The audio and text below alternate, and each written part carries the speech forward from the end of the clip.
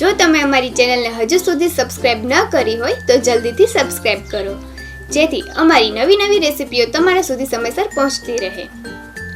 આજે આપણે બનાવશું નાના અને આખા બટેકાની રેસીપી, એટલે કે દમ આલુ. તો ચાલો જોઈ લઈએ દમ આલુ બનાવવા માટેની સામગ્રી. મેં અહીં લીધા છે નાના આખા બાફેલા બટેટા, ખાંડેલું લસણ,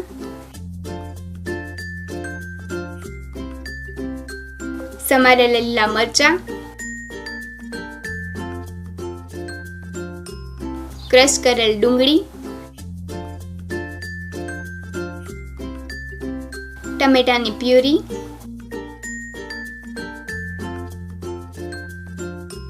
તમાલપત્ર અને લીમડો, લાલ મરચું પાવડર,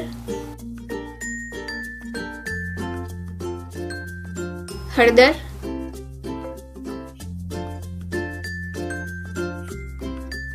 નિમક,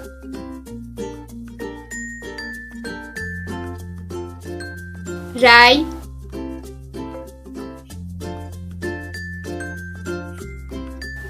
જીરું,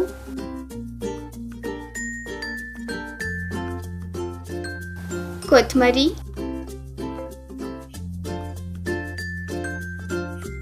અને મગફળીનો ભૂકો.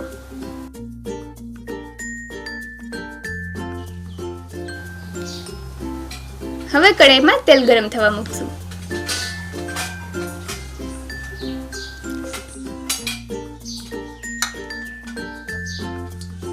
તેલ ગરમ થઈ ગયું છે. હવે તેમાં નાખશું તમાલપત્ર અને મીઠો લીમડો.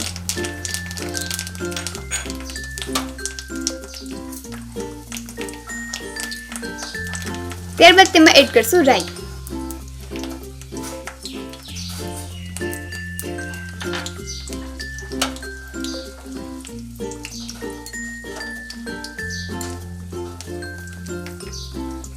રાઈના દાણા ફૂટવા લાગે એટલે તેમાં જીરું અને ખાંડેલું લસણ નાખીને હલાવીએ.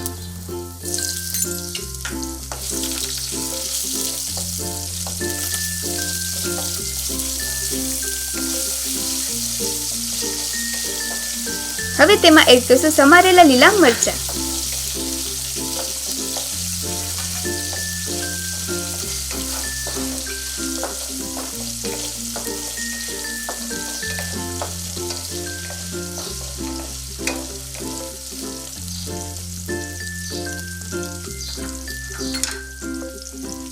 અને ક્રશ કરેલ ડુંગળી. ડુંગળીને આપણે થોડી વાર માટે મીડિયમ ગેસ પર હલાવશું, જેથી ડુંગળી બેસે નહીં.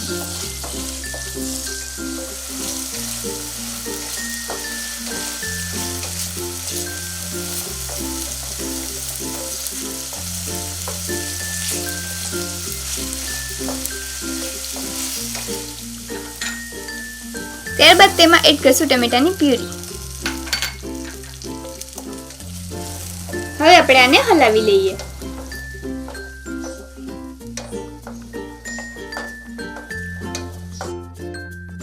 હવે તેમાં મસાલા એડ કરશું, જેમ કે હળદર,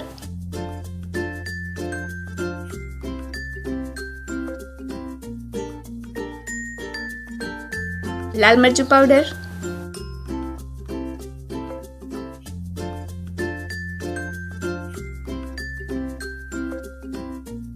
અને સ્વાદ અનુસાર નિમક.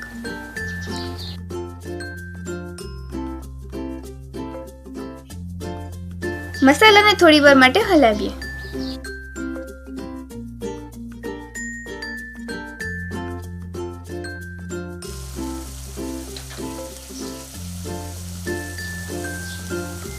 હવે તેમાં એડ કરશું મગફળીનો ભૂકો અને હવે આપણે એને હલાવી લઈએ.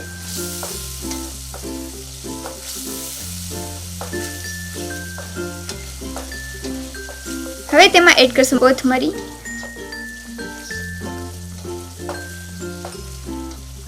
અને ત્યારબાદ એડ કરશું બાફેલા બટેટા.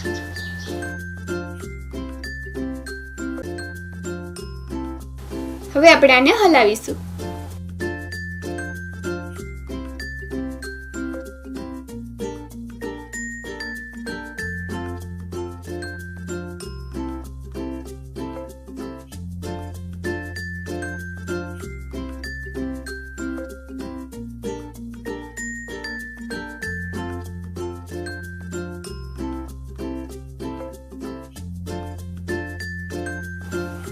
અને ફરી ઉપરથી થોડી કોથમરી છાંટી અને તેને સર્વિંગ પ્લેટમાં સર્વ કરીશું.